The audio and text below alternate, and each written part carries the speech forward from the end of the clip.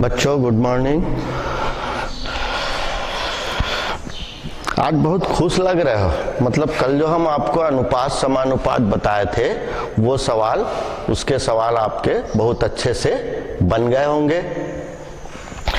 चलिए उसके बाद हम अनुपात के आगे बढ़ते हैं और समानुपात में आते हैं। अनुपात में हमने देखा था कि दो सजातीय राशियों की तुलना करते हैं उसे हम अनुपात कहते हैं, और दो सजातीय राशियां एक ही जाति की राशियां, एक राशि A और दूसरी राशि हम B लिखते थे जिसे हम अनुपात कहते थे। जब हम दो अनुपातों की समानता की बात करते हैं, यह हमारा एक अनुपात हुआ A अनुपात B, जिसे हम A बटे B भी लिखते हैं। दो अनुपातों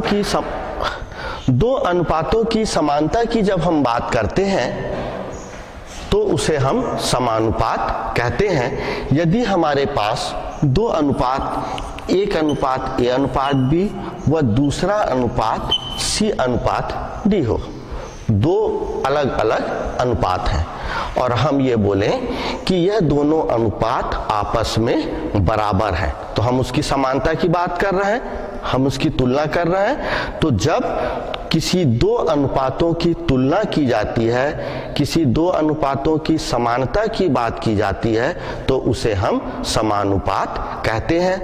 और अनुपात की तरह ही समानुपात में कुल 4 पद होते हैं, A, B, C और D।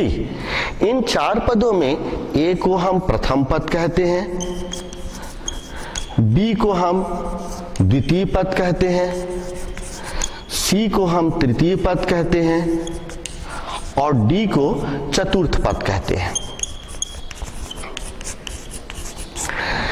कई बार चूंकि दो अनुपातों की तुलना की बात हो रही है, A अनुपात B की तुलना हम C अनुपात D से कर रहे हैं, तो B और C दोनों पद जो हैं वो मध्य में है, इस कारण B और C पद को हम मध्य पद भी कहते हैं। इस B और C के पद का मान मध्य पद भी है, और पद A और पद D ये दोनों पद किनारों की ओर है, इस कारण हम इस A और D के पद को चरम पद भी कहते हैं। लिखने का तरीका जो A अनुपात B बराबर है C अनुपात D के, और हम इसको तुलना कर रहे हैं, तो उसके लिए समानुपात के लिए यह दो चिन्ह है, इस चिन्ह को हम समानुपात का चिन्ह कहते हैं, और हम इसको पढ़ते हैं A अनुपात B समानुपात C अनुपात D। यदि हम इसको लिखें तो A बटे B बराबर C बटे D भी हम इसे लिखते हैं। ये तो हो गई हमारी समानुपात की परिभाषाएं, उसका नामकरण, उसके पदों को क्या क्या कहते हैं और किस तरीके से लिखते हैं। इसके बाद आता है हमारा समानुपात की विशेषताएं।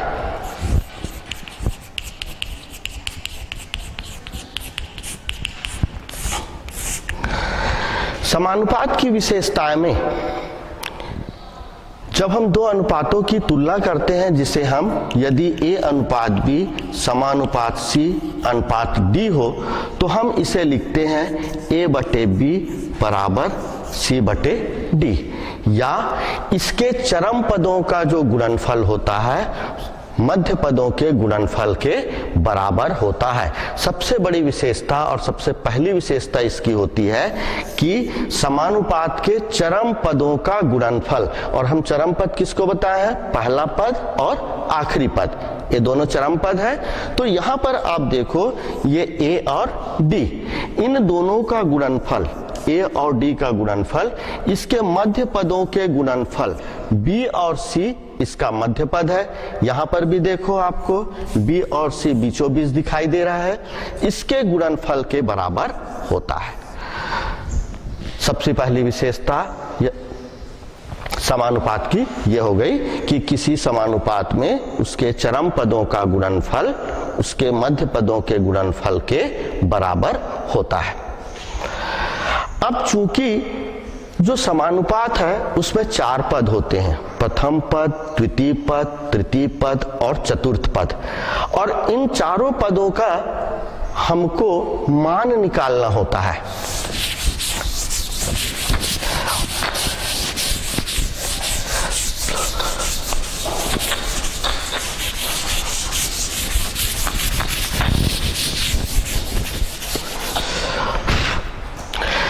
जैसे दूसरा में हम आ जाते हैं चतुर्थानुपाती। चतुर्थानुपाती नाम से ही स्पष्ट है इसका, चतुर्था मतलब चतुर्थ, चौथा वाला, अनुपाती माने अनुपात, तो उसका चौथा अनुपात। हमारे पास में 4 पद है, ए अनुपात बी समानुपात सी अनुपात डी, ये 4 पद है। तो यहां पर जो डी है, ये जो डी है ये चौथा पद है। इस ए बी सी का चतुर्थानुपात डी कहलाता है, और नियम 1 से हम ये बताए हैं आपको कि ए बटे बी बराबर सी बटे डी होता है, और इसके चरम पदों का गुणनफल ए डी का गुणनफल बी और सी के बराबर होता है। इस तरीके से यदि हमको डी का मान ज्ञात करना है तो बी सी बटे ए, यह ए नीचे की ओर चला जाएगा और डी का मान हमारा ज्ञात हो जाएगा। तो ये जो डी है, इसी डी को इस अनुपात का चतुर्थानुपात कहते हैं, पहला, दूसरा, तीसरा और चौथा। तो इस चतुर्थानुपात डी का मान ज्ञात करने के लिए डी बराबर हो जाता है बी सी बटे ए। दूसरा स्थिति आता है हमारा मध्यानुपाती।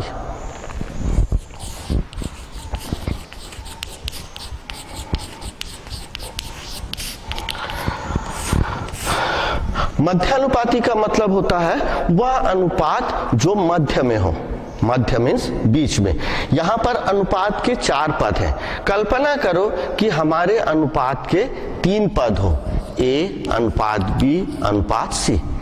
3 अनुपात इस तरीके से हैं, तो हम ए और सी का मध्यानुपात किसको कहेंगे? बी को कहेंगे, क्योंकि ए और सी के बीच में बी है। अब इस बी का मान को ज्ञात करना है, तो सबसे पहले इस बी के मान को ज्ञात करने के लिए इन 3 पदों को हम इस 4 पदों के रूप में परिवर्तित करते हैं। तो उसका लिखने का तरीका हो जाता है ए अनुपात बी समानुपात बी अनुपात सी। हम इसको पुनः इस तरीके से भी लिख सकते हैं, ए बटे बी बराबर बी बटे सी, गुणा कर लेंगे तो बी स्क्वायर बराबर ए सी, और बी का मान निकालेंगे तो धन ऋण वर्गमूल ए सी। तो इस तरीके से हम ये देखते हैं कि जब 3 अनुपात दिए हुए हों, ए अनुपात बी अनुपात सी, तो उस बी को मध्यानुपात कहते हैं, और इस बी का जो मान होता है वो बी बराबर धन ऋण वर्गमूल ए सी के बराबर होता है। ये कहलाता है हमारा मध्यानुपाती। नेक्स्ट इसके बाद आता है हमारा तृतीयानुपाती या तृतीयानुपात। यहीं पर हम इसको लिख देते हैं तृतीयानुपात। तृतीय अनुपात में भी जब हमारे अनुपात में कुल 3 पद हो, ए अनुपात बी अनुपात सी, यहां पर 3 पद है, तो यह जो सी है ये ए और बी का तृतीय अनुपात कहलाता है, क्योंकि इसका जो स्थान है वो तीसरा स्थान है, इसका स्थान जो है तीसरे में है। तो हम इसको, इस सी को ए और बी का तृतीय अनुपात कहते हैं। लिखने के तरीका ए बटे बी बराबर बी बटे सी। अब हमको इस सी का मान को ज्ञात करना है, इस कारण हम इसको सी ए सी बराबर बी स्क्वायर लिखेंगे, और सी का मान ज्ञात करने के लिए यह हो जाएगा बी स्क्वायर बटे ए। तो यह हो गया हमारा तृतीयानुपात। तृतीयानुपात का जो मान होता है, सी का जो मान होता है वो b² बटे a के बराबर होता है। नेक्स्ट एक और आता है जिसको हम बोलते हैं विततानुपात। क्या कहते हैं इसको? विततानुपात।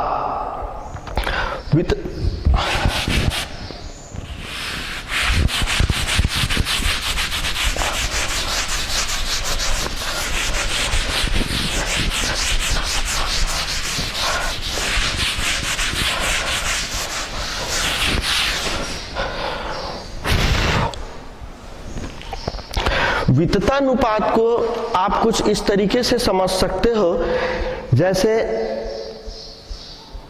आप लोग वो पहनते हो चेन, गले में चेन पहनते हो। आपका जो गले का चेन रहता है वो किस तरीके से होता है? चेन की जो कड़ियां हैं वो एक दूसरे से जुड़ी हुई होती हैं। जैसे यदि मैं आपको चित्र से बताना कोशिश करूं थोड़ा सा, तो इस तरीके से आपकी चेन की आकृति होती है, जिसमें पहले कड़ी का जो दूसरा हिस्सा होता है दूसरे कड़ी के पहले हिस्से से जुड़ा होता है, दूसरे कड़ी का पहला हिस्सा तो पहले कड़ी के हिस्से से जुड़ा है, और इसका जो दूसरा हिस्सा है वो तीसरे कड़ी के पहले हिस्से से जुड़ा है। तो चेन एक दूसरे से इस तरीके से फंसे हुए होते हैं। हमारा वितता अनुपात भी कुछ उसी तरीके से होता है। इसमें पहले अनुपात का जो उत्तर पद है, या बोलचाल की भाषा में पहले अनुपात का जो दूसरा पद है वो दूसरे अनुपात का पहला पद हो जाता है। आप आसानी से इसको वितता अनुपात को आप समझ सकते हो कि कोई हमारा अनुपात है a/b, ए अनुपात बी, जिसे हम a/b कहते हैं। तो पहले अनुपात का दूसरा पद, पहले अनुपात का दूसरा पद क्या है यहाँ पर? b, यह दूसरे अनुपात का पहला पद हो जाता है, और तीसरा पद जो है वो अलग आता है। ठीक इसी तरीके से फिर तीसरे अनुपात का पहला पद जो होता है वो दूसरे अनुपात का दूसरे पद के बराबर होता है, और यहां पर ये एक अलग पद आ गया d। तो ये चेन के भांति दिख रहा है, देखो आपको a/b बराबर b/c बराबर c/d, सभी एक दूसरे से जुड़े हुए हैं, एक एक पद, जिस तरीके से हमारा चेन जुड़ा हुआ होता है। तो इस तरीके के पद जिसमें किसी अनुपात का द्वितीय पद दूसरे अनुपात का प्रथम पद हो, दूसरे अनुपात का द्वितीय पद तीसरे अनुपात का प्रथम पद हो, तो इस तरीके के अनुपात को हम वितता अनुपात कहते हैं। तो ये कुछ हुए हमारे समानुपात की विशेषताएं, उसके प्रकार कौन कौन से होते हैं: चतुर्थानुपाती, मध्यानुपाती, तृतीयानुपाती, विततानुपात, और समानुपात के चरम पदों का जो गुणनफल होता है वह उसके मध्य पदों के गुणनफल के बराबर होता है। सिर्फ इतनी सारी ही बातें हैं हमारी समानुपात में। इसके बाद हम इस समानुपात से संबंधित प्रश्नों को हल करते हैं। इसके प्रश्न में आते हैं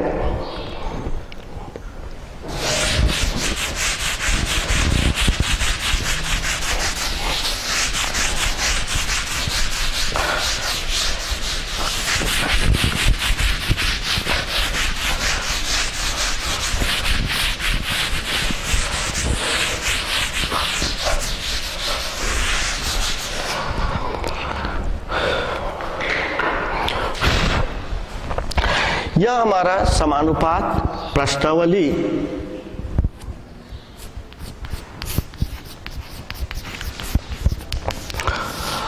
2.2 में इसके प्रश्न दिए गए हैं। इसमें से हम सभी तरीके के एक एक प्रश्न उठाते हैं और उसको हल करके देखते हैं। बाकी उसके बाद उसके प्रश्नों को समझने के उपरांत आप आसानी से बना सकते हो। चलिए सबसे पहले हम एक आध प्रश्न देखते हैं कि 7, 9, 21 का चतुर्थानुपाती ज्ञात कीजिए। अभी हम आपको बताए थे कि समानुपात में 4 पद होते हैं, तो चतुर्थानुपात ही हमारा चौथा पद होगा। यहां पर 3 पद दिए हुए हैं, चौथा पद का मान हमको ज्ञात करना है जो कि अज्ञात है। तो जब कभी भी कोई पद अज्ञात दिया हुआ रहता है तो हम उसको कोई भी बीजीय राशि मान लेते हैं, जिससे उसके मान ज्ञात करने में हमको आसानी होती है। हम इसके हल में आ गए। हम मान लेते हैं कि माना कि चतुर्थानुपात x है। थोड़ी देर के लिए हम x मान लिए, चतुर्थानुपात x है। अतः प्रश्नानुसार क्या हो जाएगा? प्रश्नानुसार 7:9 समानुपात 21:21 होगा। समानुपात की परिभाषा से हम ऐसे ही लिखेंगे, 7:9 समानुपात 21:x। हल करने के लिए इसका लिखने का तरीका 7/9 बराबर 21/x। सबसे पहले इसकी विशेषताएं में हम ये बताए थे कि इसके मध्य पदों का जो गुणनफल होता है उसके चरम पदों के गुणनफल के बराबर होता है। तो इसलिए हम यहां पर 7 गुणित x बराबर 9 गुणित 21 कर लेते हैं। यहां पर एक चीज हम लोगों से गलती तो हम नहीं कह सकते, लेकिन जो काम हम बार बार करते हैं, जिस तरीके से छोटी कक्षाओं में या पिछली कक्षाओं में हमने आप लोगों की गलती देखी है, और वो ये है कि जब हम तिर्यक गुणा इसका किए, यहां पर 7 गुणित x लिखे और यहां 9 गुणित 21 कर लिए। 9 गुणित 21 करने के बाद क्या करते हैं, हम इसका गुणा करके लिख देते हैं। 9 एकम 9 और 9 दूनी 18, 189, 189 हम इसका गुणा करके लिख देते हैं। और गुणा करके लिखने के बाद जब हम x का मान निकालते हैं तो उस समय फिर हमको थोड़ा सा उसको काटने में दिक्कत होता है, हमको पहाड़ा अच्छा से याद नहीं होता इस कारण। तो आप सवाल हल करते समय अपने समय बचाने के दृष्टिकोण से या समझने के दृष्टिकोण से या जल्दी बनाने के दृष्टिकोण से आप उसको गुणा मत कीजिए। आप बिल्कुल इसको 7 गुणित x बराबर 9 गुणित 21 लिखिए और उसके बाद आपको x का मान निकालना है, तो 9 गुणित 21/7 यहां पर लिख दीजिए। आप यहां पर इसका गुणा नहीं किए हो, सीधा उसके बटे 7 में लिख दिए हो। 10 तक के पहाड़ा आप लोगों को बहुत अच्छे से मालूम रहता है, 11 से ऊपर का पहाड़ा भले भूल जाते हो आप। अब इसके बाद आसानी से इसको कटा सकते हो, 7 एकम 7 और 7 तिया 21। यह जो x का मान आ गया 9 तिया 27 या चतुर्थानुपात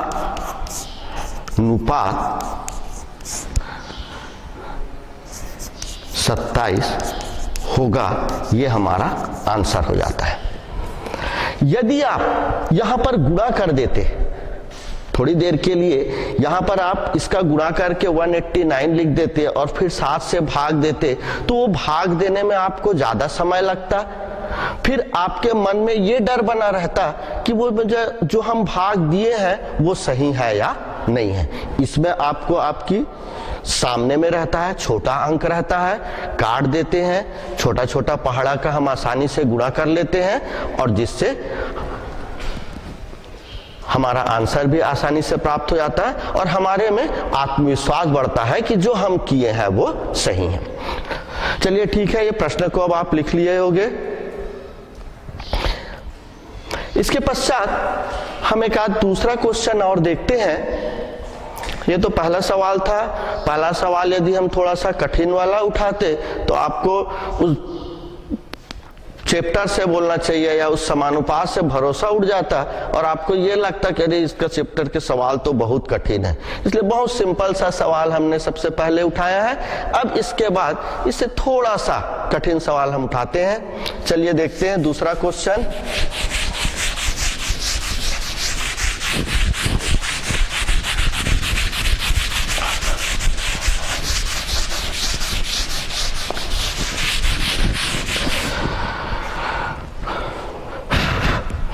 दूसरा क्वेश्चन हम लेते हैं a बटे बी धन b बटे a, दूसरा वर्गमूल a का वर्ग धन b का वर्ग का तृतीय अनुपात ज्ञात कीजिए। का तृतीय अनुपात ज्ञात कीजिए। पहला क्वेश्चन जब हम 7, 9 और 21 का लिखे थे तो सबके चेहरे में मुस्कुराहट दिख रही थी, और अब अभी आप सबके चेहरे से मुस्कुराहट गायब हो गया है। लेकिन ऐसा नहीं है, यह प्रश्न भी उसी के ही समान है। अब हमको यहां पर तृतीय अनुपात ज्ञात करना है। तृतीय अनुपात ज्ञात करने का आशय यह है कि यहां पर हमारे जो पदों की संख्या है वो कुल 3 होगी। हम इसके हल में लिख लेते हैं कि माना कि तृतीय अनुपात के पद x हैं। अतः अब तृतीय अनुपात के पद x हैं तो हम इसको लिखेंगे a बटे b धन b बटे a। ये पहला है, वर्गमूल a स्क्वायर धन b स्क्वायर ये दूसरा है, और ये तीसरा। लिखने के तरीके a बटे b धन b बटे a पूरा का बटे वर्गमूल a का वर्ग धन b का वर्ग बराबर वर्गमूल a का वर्ग धन b का वर्ग बटे x। जब 3 पद होते हैं तो पहला का बटे दूसरा, फिर दूसरा का बटे तीसरा, इस तरीके से हम इसको लिखते हैं। अब हम इसका तिर्यक गुणा करेंगे। सावधानी हमको यहीं पर बरतना है। जब हम इसका गुणा करेंगे तो x का गुणा किससे हो जाएगा? a बटे b धन b बटे a से, और दूसरी ओर वर्गमूल a स्क्वायर धन b स्क्वायर गुणित वर्गमूल a स्क्वायर धन b स्क्वायर। बीजीय राशि के ऊपर में वर्गमूल का चिन्ह यदि लगा हुआ है तो इसको देख करके डरना नहीं है। वास्तविक संख्याओं का वर्ग में हम जिस तरीके से हल करते हैं, जैसे यदि हम वर्गमूल 2 और वर्गमूल 2 का जब गुणा करते हैं, 9th कक्षा में आपने इसका पढ़ा है कि जब समान राशियों का हम गुणा करते हैं तो ये किसके बराबर हो जाता है? 2 के बराबर हो जाता है। ठीक उसी तरीके से यहां पर दोनों समान है, जब हम इसका गुणा करेंगे तो वर्गमूल का चिन्ह इसके ऊपर से हट जाएगा। अब ये x, इस a और a का गुणा हो गया तो a स्क्वायर धन b स्क्वायर बटे ab, लघुत्तम निकाल करके, और दूसरे तरफ a स्क्वायर धन b स्क्वायर। अब x का वैल्यू हमको ज्ञात करना है तो x बराबर आ जाएगा, a भी हमारा हर में है तो वो ऊपर आ गया, और अंश में a स्क्वायर धन b स्क्वायर है तो वो नीचे आ गया, और दूसरे साइड पहले से ही हमारा a स्क्वायर और b स्क्वायर है। नीचे के a स्क्वायर और b स्क्वायर और ऊपर के a स्क्वायर और b स्क्वायर दोनों आपस में कट जाएंगे। x का मान हमको प्राप्त हो जाएगा ab, और यही अतः हम लिख लेंगे, अतः तृतीय अनुपात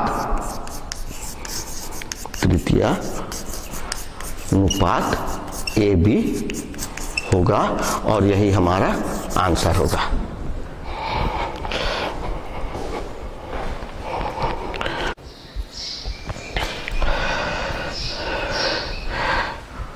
इस दूसरे नंबर के क्वेश्चन को भी आपने अभी तक के लिख लिया होगा। इसके बाद हमने 2 तरीके का क्वेश्चन देखा, एक देखा चतुर्थानुपाती ज्ञात करने का, एक देखा तृतीयानुपाती ज्ञात करने का। अब हम अगला क्वेश्चन देखते हैं मध्यानुपाती ज्ञात करने का।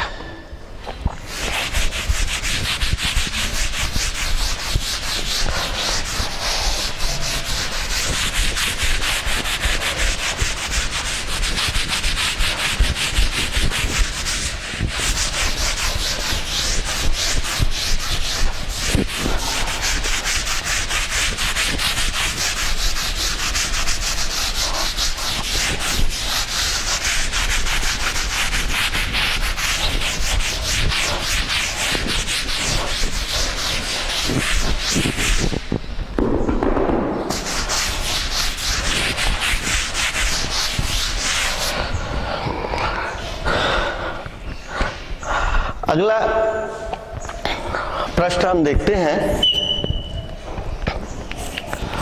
49x स्क्वायर 100y स्क्वायर का मध्यानुपात ज्ञात कीजिए।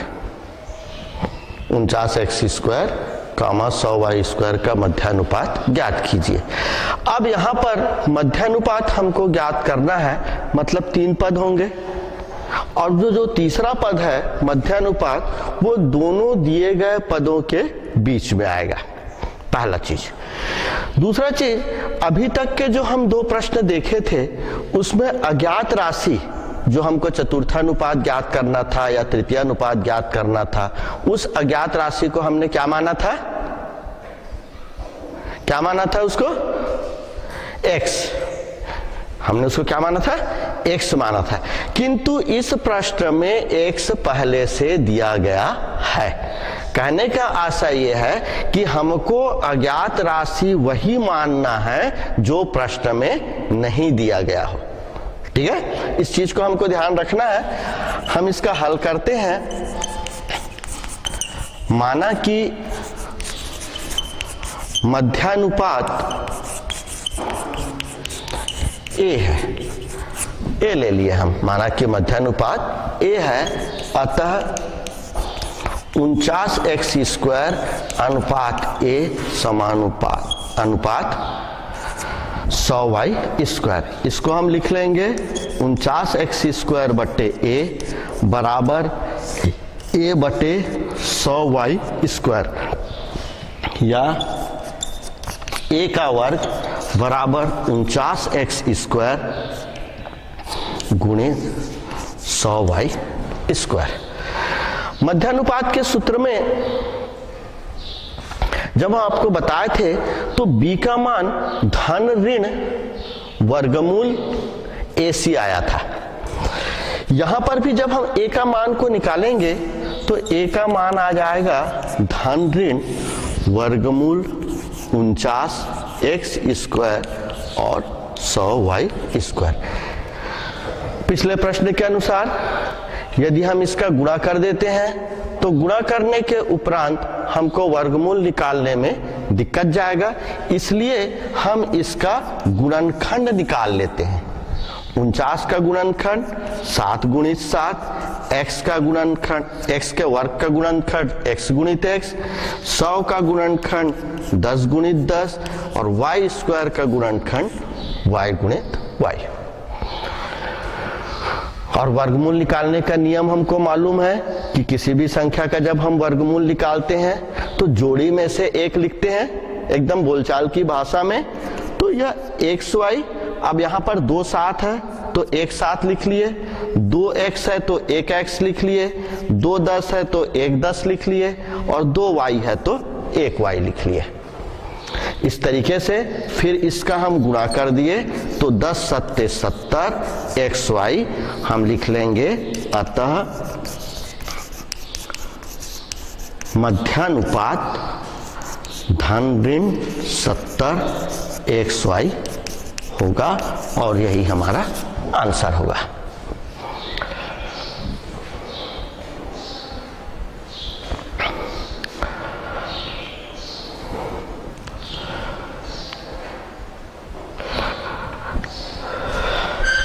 हो गया?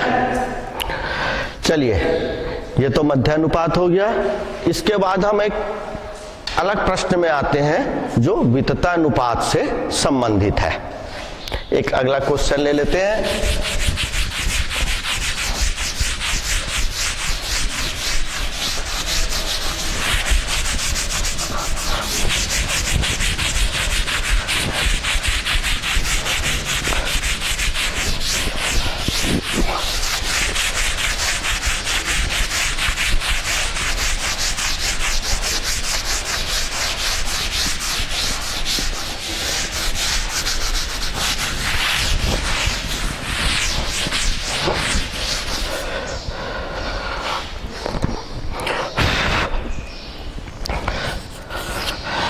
आज का चौथा और अंतिम क्वेश्चन लेते हैं कि x धन 1 x ऋण 1 x ऋण 1 x धन 1 व x धन 2 वितता अनुपात में हो तो x का मान ज्ञात कीजिए। ये एक हमारा प्रश्न है। x ऋण 1 x धन 1 व x धन 2 विततानुपात में हो तो x का मान ज्ञात कीजिए। सवाल आपका तभी बन पाएगा जब आपको विततानुपात की परिभाषा मालूम होगी, आप विततानुपात के बारे में जानते होगे। यदि आप विततानुपात के बारे में नहीं जानते हो और भूल गए हो तो सिर्फ आप चेन की कड़ी को याद रखना, और यदि आपको चेन की कड़ी शब्द याद रहेगा तो आप विततानुपात के प्रश्नों को आसानी से हल कर सकते हो। हम इसके हल में लिखते हैं x ऋण 1 x धन 1 व x धन 2 वितता अनुपात में है। अतः पहला पद बटे दूसरा पद बराबर दूसरा पद बटे तीसरा पद, क्योंकि 3 से ज्यादा पद है नहीं और ये कड़ी आ गए। पहला पद बटे दूसरा पद बराबर दूसरा पद बटे